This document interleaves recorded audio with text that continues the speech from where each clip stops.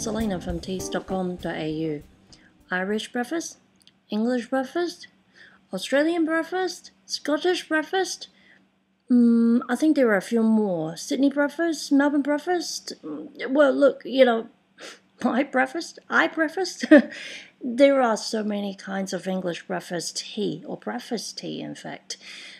So people do ask us, why are there so many of them?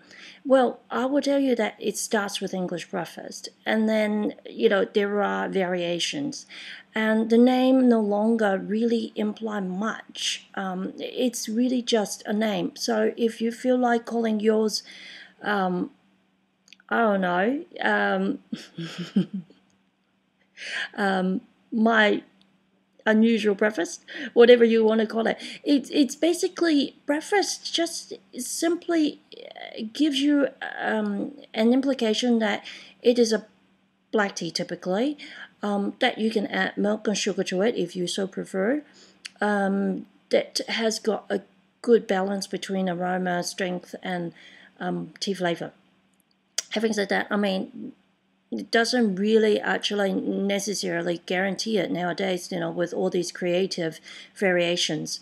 The few more talked about common ones are English breakfast, obviously, Irish breakfast, which is a little bit more chopped up, a little bit stronger than English breakfast.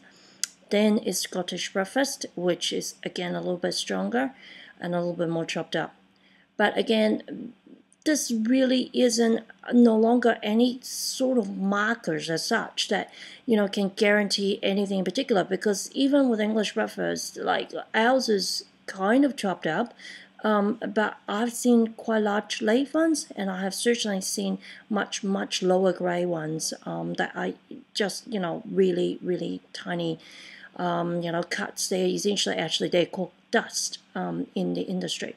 So there you have it. I mean, it's just really not a specific enough of indication. The best thing to do is obviously have a look at the photos of the product, and if you're not sure, ask your tea supplier.